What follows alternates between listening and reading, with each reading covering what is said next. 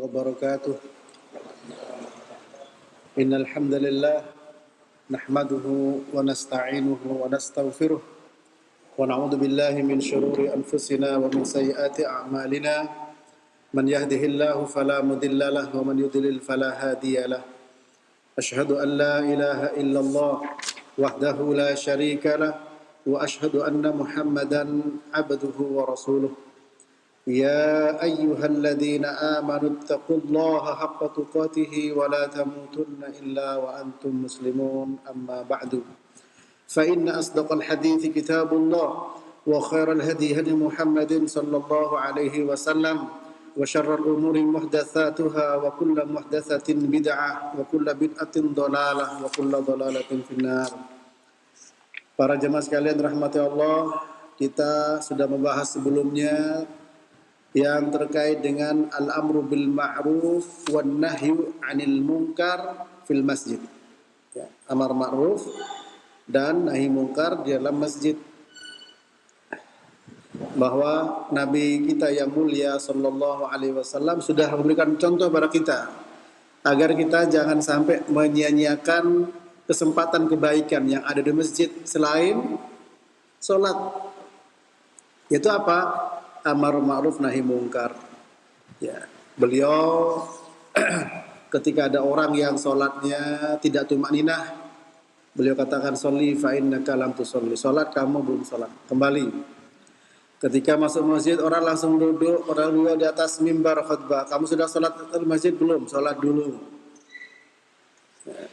Ketika ada orang yang wudu kemudian di tumitnya masih ada, ya.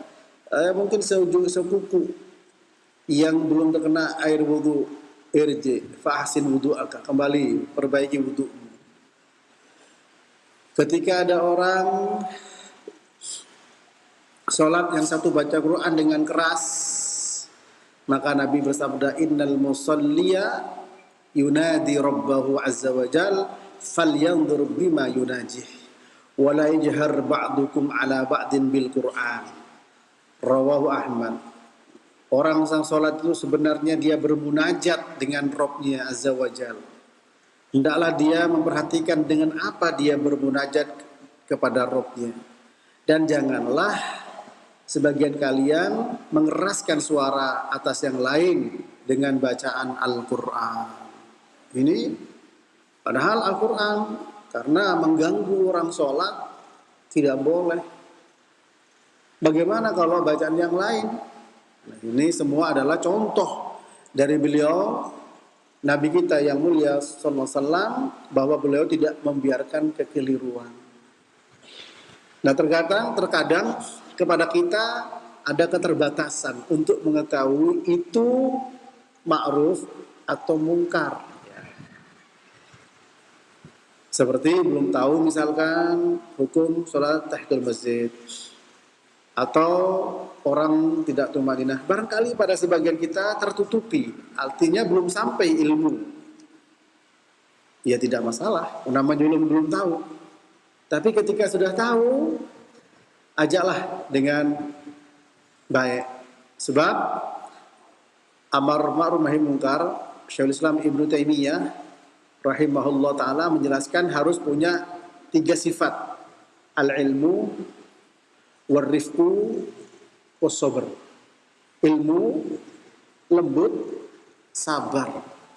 Ilmu, lembut, sabar. Ya, kita tahu ilmunya, kita ajak kepada kebaikan, kita cegah dari kemungkaran. Seperti orang yang kencing di masjid, sudah jelas mungkar. Tapi itu orang gunung, orang badui. Orang sholat tidak tumaninah sampai mengatakan, ya saya tidak mampu lagi ya Rasul, alimni, ajari aku. Ya.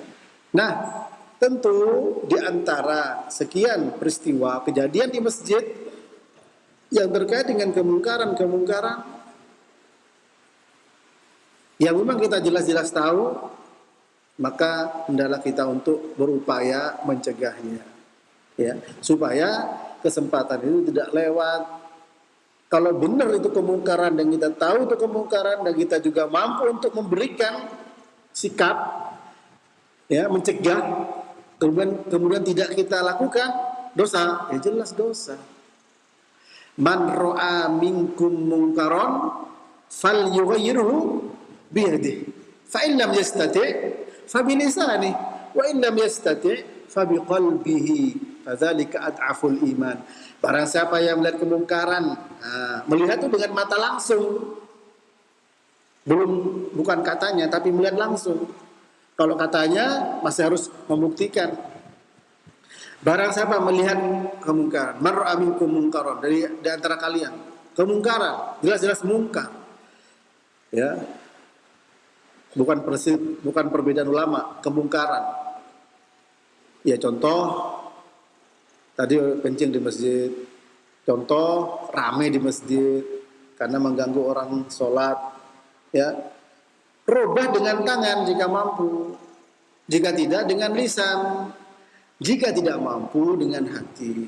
Insya Allah kalau kita terbiasa dengan lisan untuk mencegah kemungkaran, apakah setelah itu orang itu tidak nyaman atau baper, itu bukan urusan kita. Yang penting kita sudah menyampaikan. Dan saya yakin kalau kita memiliki keberanian moral untuk menyampaikan, siapa tahu orang itu yang tadinya berada dalam kesalahan kemudian tidak terus menerus untuk berada dalam kesalahan. Ini ya. Sekarang kita masuk kepada pembahasan yang baru, yaitu al-atfal wal masjid. Al-atfal wal masjid, anak kecil dan masjid. Ini kebenaran ini. Ya, anak kecil dan masjid. Ya. Penulis yang bernama Khairuddin Wanili atau Wanali, murid dari Syekh Al-Albani rahimahullah ta'ala, mengatakan al-masjid fil Islam ahkamuhu adabuhu bid'ahu, dengan judul al-atfal wal masjid. Anak kecil, ya, anak-anak kecil dan masjid. Namanya al-atfal, jamak dari tiflun. Tifl itu ya balita. Tifl balita. Apa kata beliau? Dan ini semua mengakui al-atfalu rijalul mustaqbal. Anak-anak kecil, balita itu merupakan tokoh-tokoh akan datang. Mereka akan menggantikan kita tongkat estafet. Wa'uddatul Islam termasuk yang dipersiapkan untuk agama Islam. Fala yajuzu tadyi'uhum wa tarkuhum musyarradina fil aziqah. Tidak boleh tadyi', menyia-nyiakan mereka, meninggalkan mereka berada di jalan-jalan, mahrumin min nikmatil masjid, terhalang dari nikmatnya masjid. Nah, tidak boleh. Ya memang iya. Nanti kita berikan contoh hadis Nabi sallallahu alaihi wasallam. Ya. Mahrumin min nikmatillah al-masjid baitullah wa ushil mu'min wa madrasatil muslim. Jangan dihalangi mereka dari nikmat Allah berupa masjid ini. Ya. Rumahnya Allah, tempat kehidupan bagi orang mukmin, madrasah bagi kaum muslimin, tempat sekolah. Nah, ini mari kita perhatikan di sini. Tidak boleh diusir anak dari masjid. Waqad harisal Islam ala riayatil atfal. Islam ini sangat menjaga, ya, semangat menjaga untuk apa? Bagaimana membina anak-anak kecil. Wa tansyiatihim ala al-ahlakil islamiyyah. Bagaimana mereka tumbuh berkembang di atas akhlak-akhlak Islam. Wal adatil Qur'aniyah, dan adat kebiasaan yang berada di dalam Al-Qur'an. Ya. Faqad qala Rasulullah sallallahu alaihi wasallam muru auladakum bis shalah wa hum abna'u sab' wadribuhum 'alaiha wa hum abna'u 10 sinin wa farriqu bainahum fil madaji'. Hadis ini sahih riwayat Imam Ahmad dan yang lainnya. Suruh anak-anak kalian, perintah anak-anak kalian dengan sholat ketika mereka sudah berumur 7 tahun. 7 tahun. Ya. dan pukul mereka ketika mereka berumur 10 tahun, dan wafarriqu bainahum, pisahkan mereka dari tempat tidurnya. Nah ini para ikhwan sekalian, para jamaah sekalian, anak 7 tahun disuruh untuk sholat. Kalau di bawah 7 tahun dibawa ke masjid, kita nanti berikan contohnya. Ya. Dari bayi yang kedengaran nangisnya, Al-Hasan Al-Husain yang naik ke punggung Nabi ketika sujud, ya Umamah binti Abil As yang digendong di atas pundak Nabi SAW. Kita lihat hadis-hadisnya. Ya. Wa innal madrasah as-sahihah li ta'limis shalah hiyal masjid. Maka sekolahan yang benar untuk mengajar anak-anak sholat atau siapa saja tidak lain adalah masjid. Nah, memang di sini kita diuji rame. Nah, kita arahkan. Nanti ayahnya yang mendampingi. Tidak boleh anak-anak dikasih anak-anak khusus belakang, tidak boleh. Ya. Sebagaimana hadis jannibu masajakum sibinakum wa majaninakum. Jauhkan dari masjid kalian anak-anak kecil dan juga orang-orang yang majanin, orang gila. Ini hadisnya hadis dhaif, lemah. Ya, hadis dhaif, ya. Saf khusus juga lemah hadisnya. Ya, silakan dibawa di antara mereka. Ya. Ini saya bacakan karena bagus sekali kata-katanya ya. Wa tiflu idza syabba ala syai'in syaba alaih. Anak kecil balita itu kalau dia bertumbuh kembang di atas sesuatu, maka dia akan kokoh di atas sesuatu itu. Tergantung sesuatu itu positif atau negatif. Kalau negatif, ya sudah, akan kokoh di atas nilai-nilai yang negatif. Kalau positif, tentu saja insya Allah akan positif. Nah masjid, ya positif. Permukaan bumi yang paling dicintai Allah masjid. Dan bagian bumi yang paling dibenci Allah, tempatnya setan apa? Pasar. Ke mall, Masya Allah digandeng anak-anak. Ya. Ke masjid tidak, maksudnya tidak bisa seperti itu. Ya. Nah oleh karena itu ya tentu kerjasama pengurus masjid semua, ya bagaimana ini masjid seperti ini, bagaimana anak-anak bisa terbina dengan baik. Ya. Ke depan mungkin kita sediakan rak-rak buku ada cerita tentang sahabat. Dengar dibacakannya anak kumpul. Satu aja anak ini bacakan. Anak-anak senang kasih cerita daripada kasih dongeng mentimun sama kancil. Ya. Masa mentimun sama kancil apa manfaatnya? Tapi kalau dibacakan sirah sahabat Abu Bakar As-Siddiq, sudah banyak terjemahan yang bagus-bagus. Nanti bisa kita rencanakan taruh. Ayo, habis sholat apa biasanya anak-anak itu kumpul. Oh, kalau itu hidup di masjid, Masya Allah, nikmat. Ya. Lidzalika kana minas sab'ah alladzina yudhilluhumullahu fi dhilli arsyih yauma la dhilla illa dhillu asyab alladzina sya'a fi ta'atillah kama fi haditsis sahihain.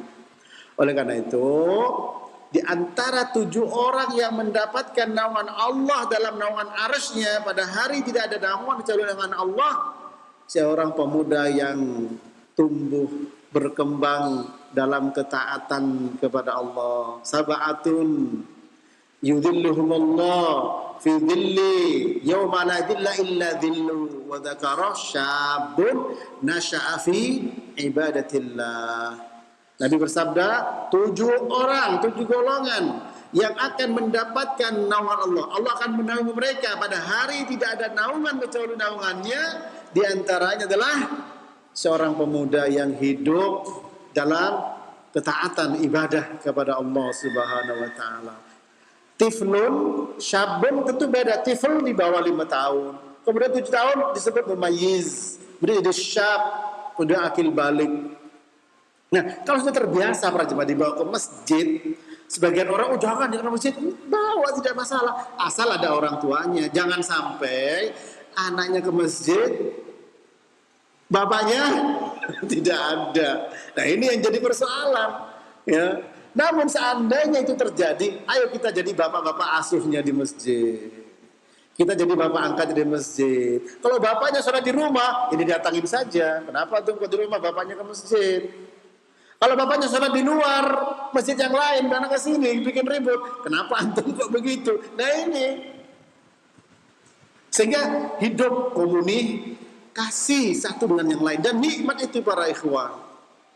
Diam-diaman itu gak nikmat, komunikasi keliru tunjukkan. Kalau secara umum saya tunjukkan kekeliruan secara umum, ya gak masalah. Sehingga personal, jangan sampai, kok sepertinya Ustadz ini nyinggung saya ya. Tidak. Bukan nyinggung, memang benar-benar ngomong. Ya. Kalau tidak merasa, alhamdulillah. Kalau merasa, alhamdulillah ada yang mengingatkan. Fadzakir fa inna dzikra tanfa'ul mu'minin. Berikan peringatan karena peringatan itu bermanfaat bagi orang mukmin. Nah sekarang mari kita anak-anak kita ini fa'alal aba istihabu abnaihim ma'hum minal masjid. Bagi bapak-bapak wajib bawa anaknya ke masjid. Sampai mengatakan harus ya, itu tidak haruslah ya. Tapi hendaklah diajarkan ke masjid. Kenapa? Lian syi'u ala ta'atillah, agar mereka tumbuh berkembang di atas ketaatan kepada Allah. Wa laqad kana atfalu ya'tunal masjid ala ahdi Rasulillah sallallahu alaihi wasallam. Kenapa?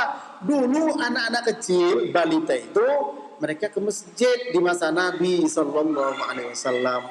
Dulu anak kecil, riwayat Imam Muslim dari sahabah ya, Ar-Rubayyi binti Muawwidh, sahabiyah Ar-Rubayyi binti Muawwidh. Ketika puasa tanggal 10 Muharram, mereka diajari puasa. Anak-anak kecil. Kalau nangis, dibawa kemana? Ke masjid. Rengek-rengek kasih minum, kasih makan, lapar.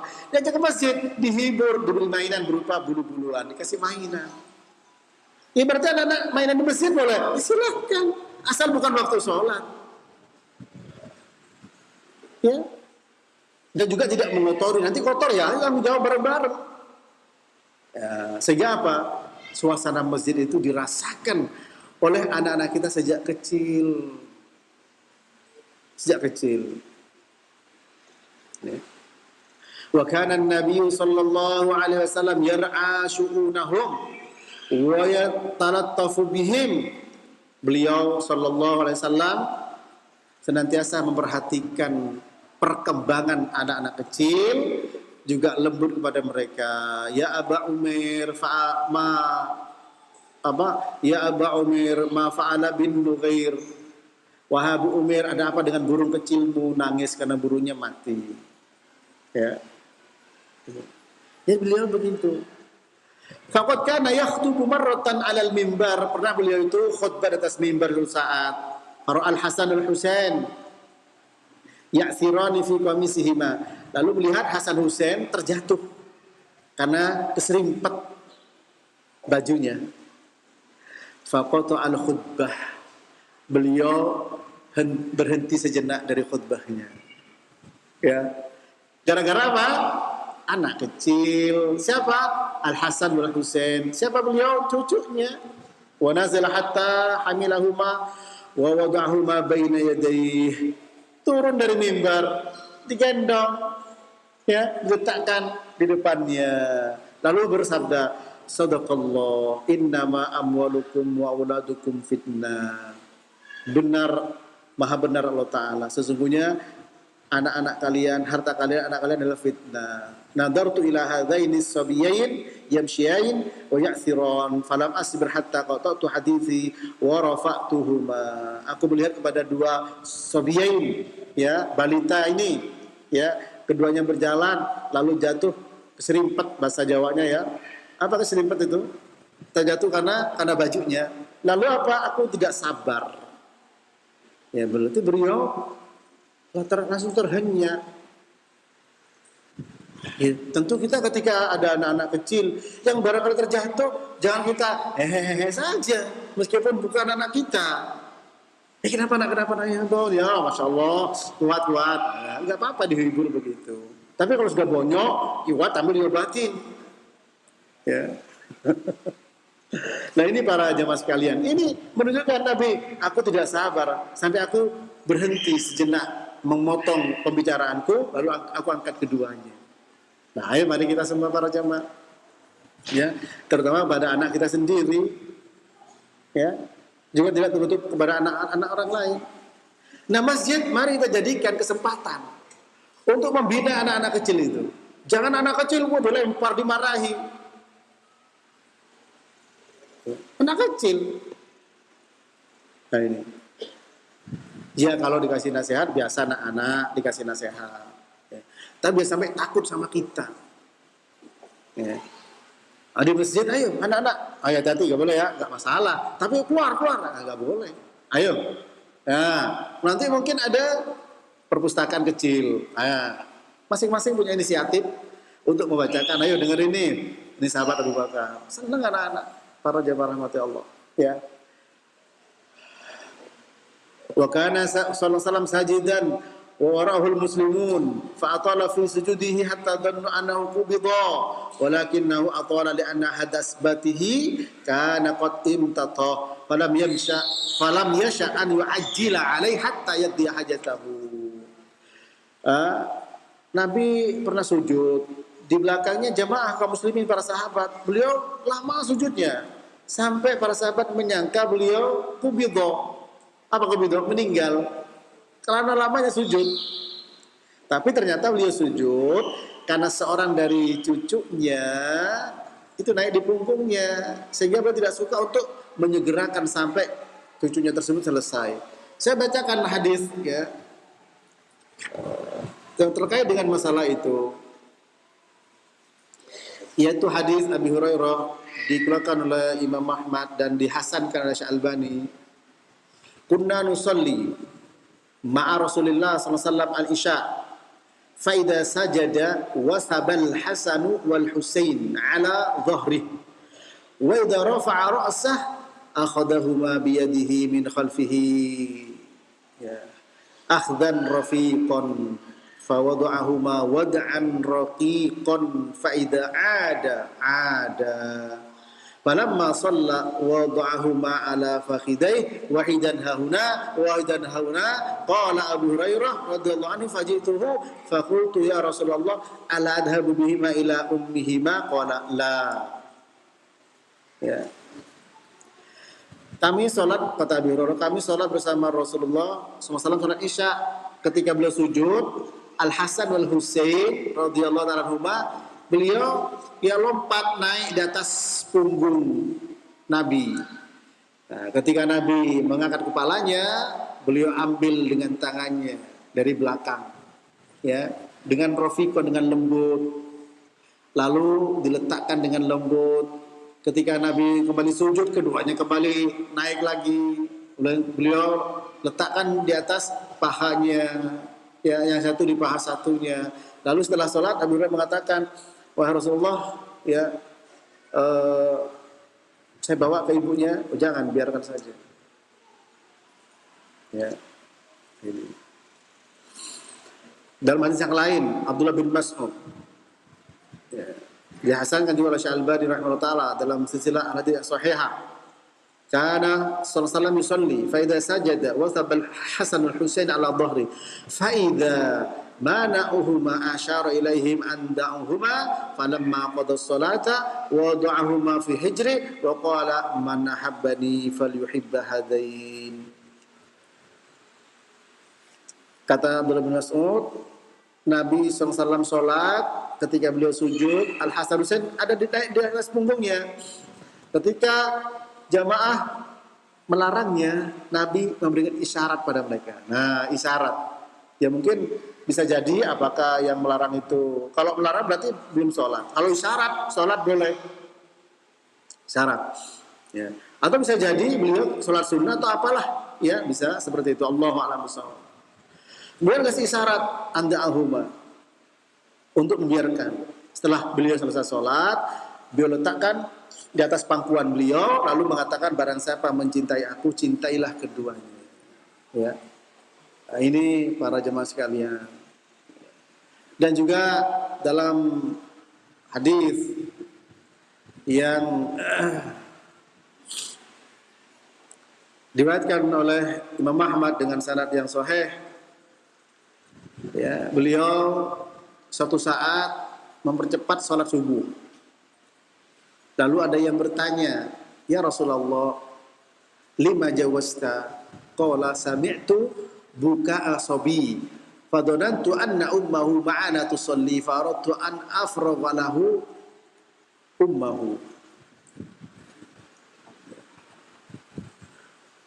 Wa kana yaqul inni la adkhulu fi shalah wa ana uridu italataha fa asma'u buka as-sabi fa atazawwaju fi salati mimma a'lam min syiddati, ya, wajdi ummih min bukaihi. Jadi ketika ditanya, kenapa engkau bercepat? Karena aku mendengar tangisan bayi. Berarti bayi boleh di kamar sholat. Aku kira ibunya bersamanya, sehingga aku ingin memberikan waktu kepada ibunya segera. Dan beliau mengatakan, sungguh aku masuk dalam sholat, aku ingin mempercepat sholatku, ingin lama-lama dalam sholat, tapi aku dengar tangisan bayi. Aku mempercepat sholatku, ya, karena aku tahu ya ibunya apa? Ya ibunya tidak konsentrasi karena tangisan bayi ini. Ya. Nah ini Hasan Husain tadi sudah bisa naik di atas punggung beliau, berarti beliau Hasan Husain sudah agak besaran, ya balita lah, ya udah bisa jalan sampai terjatuh. Ini sobi berarti nangis. Kalau sudah nangis jerit sobi, anak kecil, bayi. Wa qala Abu Qatadah ra'aitu an-nabiyya sallallahu alaihi wasallam ya ummun nasa wa umamatu binti Abil As ala atikihi fa idza raka'a wada'aha wa idza rafa'a minas sujud a'adaha, rawahu Bukhari Muslim. Apa kata Abu Qatadah? Aku melihat Nabi sallallahu alaihi wasallam, beliau jadi imam.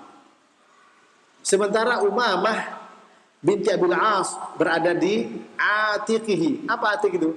Pundak. Entah, kalau biasanya kalau gendong anak kecil di pundak itu bagaimana ya? Apakah di pundak digendong begini bisa, ya, ya, atikihi, sehingga perutnya atau badannya di pundak begini, atau apa begini di pundak, ya. Yang pasti beliau menggendong seorang anak kecil, Umamah. Faida raka'a wada'aha, ketika rukuk diletakkan. Wa idza rafa'a minas sujud, ketika bangkit dari sujud a'adaha, digendong kembali. Ini Nabi sallallahu alaihi wasallam, sallu kama ra'aitumuni usalli. Ya boleh seperti itu, ya. Hakadha kanat muamalatur Rasul sallallahu alaihi wasallam lil atfal fil masjid. Itulah muamalah beliau bersama dengan anak-anak kecil di masjid. Fala yajuzu an nanharahum, kita tidak boleh mengusir mereka. Wa nukhrijuhum wa nusjiruhum, kita melarang mereka. Wa nukhrijuhum minal masjid, mengusir mereka dari masjid. Wa nunfiruhum minas shalah wa minal Islam, dan menjauhkan mereka dari salat serta dari Islam. Wa natrukuhum tu'matan lil fasad wa dawris sinema wal azqah, kemudian membiarkan mereka jadi santapan, ya, bagi kerusakan-kerusakan dan juga sinema. Apa sinema itu? Film-film sandiwara-sandiwara. Apa sekarang itu? Apa? Sinetron, nah itu, ya. Wal azqah, dibiarkan di jalan-jalan. Apalagi habis maghrib, nah itu silakan anak-anak jalan di sini ngaji Quran. Ya. Adapun hadis jannibu masajidakum sibyanakum wa majaninakum fa huwa hadis ma'adhafihi. Itu hadis dhaif, ya. Jauhkan masjid kalian dari anak kecil dan orang gila, itu hadisnya dhaif. Adapun maksud seandainya ada supaya kalau membawa najis, ya, tapi hadis ini lemah, ya. Dan walaysa min ad-daruri an yakuna lil atfal safun khas fil masjid. Bahkan hadisnya juga dhaif. Bukan hal yang harus secara darurat membuat saf khusus untuk anak-anak. Yumkin ya fayumkinu ja'luhum bainal musallin, bisa letakkan antara bapak-bapak yang sholat, dita'limihim agar mereka belajar, untuk mengajar mereka, wajtinabi syubhihim, untuk menjauhi mereka itu apa? Bercanda, wadhkihim idza kanu fi shaffin khas, mereka tertawa kalau mereka berada satu shaf, bisa bercanda, bisa bertertawa-tawa ya. Nah ini para jemaah rahmati Allah ya. Kalau perlu dibuat maktabah khusus, perpustakaan khusus untuk anak-anak. Enak, ada cerita-cerita tentang sahabat, tentang tabi'in ya. Mari kita hidupkan masjid kita dengan seperti itu, sehingga anak-anak itu tumbuh ya dengan kebaikan-kebaikan.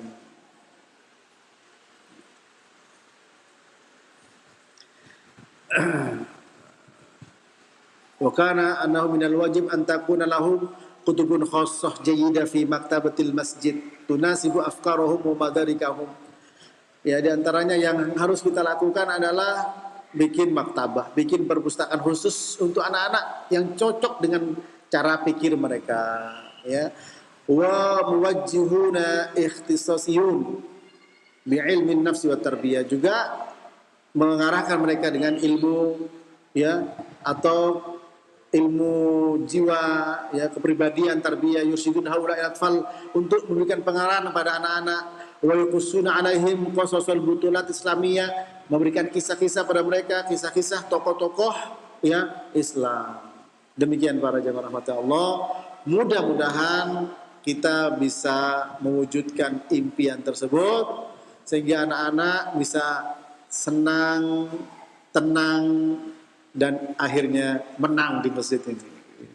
Di masjid ya, masjid tetap bersih tapi anak-anak bisa terbina dengan baik. Masjid tetap rapi tapi anak-anak bisa memanfaatkan untuk mengeksplorasi eksplorasi ya semua potensi yang ada. Gerakannya sehat, pikirannya lari-lari ya. Tapi ketika tidak ada sholat, ketika sholat ikuti gerakan sholat. Ketika ini sudah ada istirahat, bisa baca, dengarkan kisah-kisah. Oh, Masya Allah. Jadi ada khusus. Karena anak kecil itu senang dengan dongeng. Tapi ini bukan dongeng, kisah nyata para sahabat, para tabi'in. Dan sudah banyak sekarang ini. Ya, sehingga kenal dengan nama-nama mereka. Tidak kenal dengan Nabi Musa. Dengan Nabi Musa tidak kenal, tapi dengan Messi kenal. Ya. Dengan Zaid bin Sabit tidak kenal, tapi dengan Zidane kenal. Pemain bola kan gitu. Ya ini. Sehingga apa? Minta kaosnya nama-nama, sementara itu bukan tokoh-tokoh Islam. Itu para jemaah rahmati Allah. Baik, mudah-mudahan bermanfaat. Ayo kita semua bergandengan tangan, bekerja sama untuk kepentingan kita masing-masing, menambah kebaikan di hadapan Allah Subhanahu wa ta'ala. Menambah kebaikan di hadapan Allah, bukan untuk siapa-siapa. Kalau sudah untuk kepentingan diri, yang namanya ikhlas itu adalah minta balasan kepada Allah. Dan kalau itu terjadi, yang ada nikmat, yang ada tenang, senang dan menang. Demikian wallahu a'lam bishawab. Sudah masuk waktu Isya. Wa sallallahu ala nabiyyina Muhammadin wa ala alihi wa sahbihi wasallam wa akhiru da'wana alhamdulillahi rabbil alamin.